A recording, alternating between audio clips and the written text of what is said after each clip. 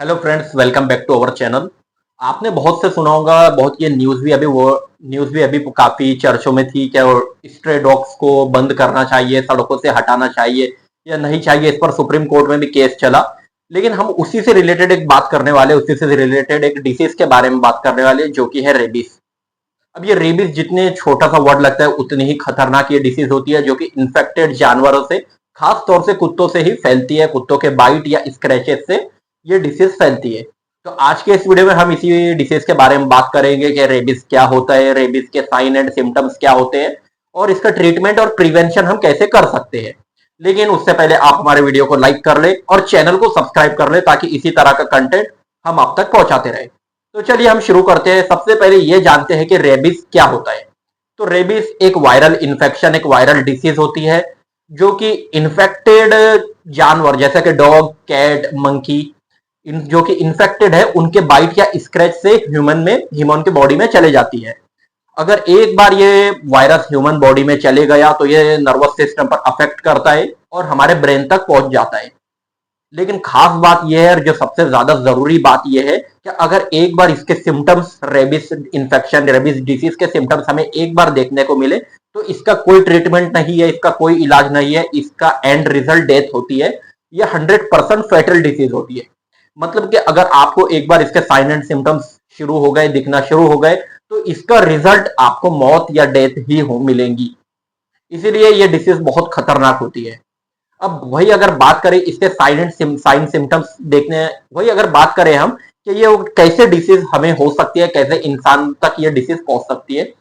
तो ये infected dog, ये जो वायरस होता है रेबीज वायरस, ये इन्फेक्टेड डॉग या कैट्स या फिर मंकी के सलाइवा में मौजूद होता है। सलाइवा मतलब थूक में मौजूद होता है।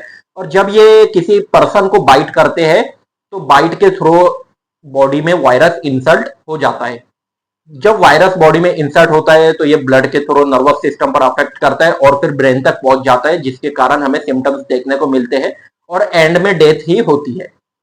अगर बात करें इसके के साइन एंड सिम्टम्स क्या होते हैं, तो सबसे पहले जो इनिशियल स्टेज में हमें जो सिम्टम्स देखने मिल सकते हैं वो है फीवर हो सकता है, हेडेक हो सकता है, नोशिया वोमिटिंग हो सकती है, फटीकनेस मतलब कि थकान, कमजोरी, ये सब हमें देखने मिल सकती है।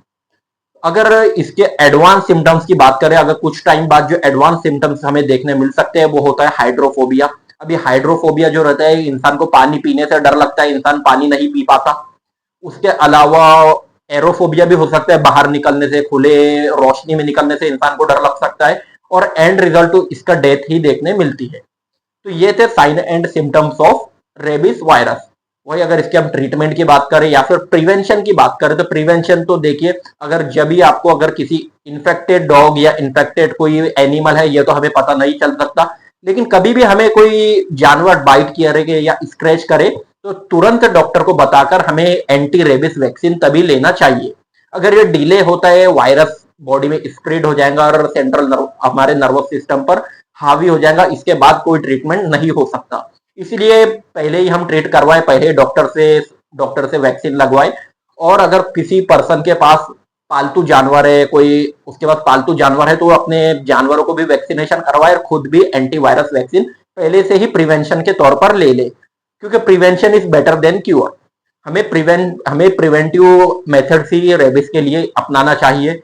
और अगर और अगर किसी जानवर ने बाइट कर भी लिया तो तुरंत जाकर हमें वैक्सीन लगवा लेना चाहिए डॉक्टर से, और वो वुंड को, वो जख्म को, बाइट मार्क्स को अच्छे से साबुन या सोप से क्लीन कर लेना चाहिए। तो ये कुछ हो सकता है प्रिवेंशन।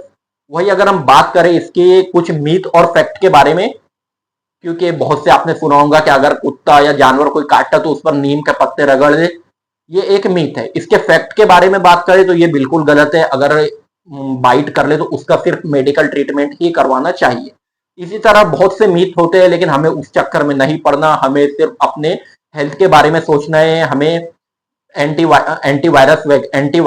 रेबिस वैक्सीन लगवाना ही पड़ेगा अगर किसी भी जानवर ने आपको बाइट किया हो।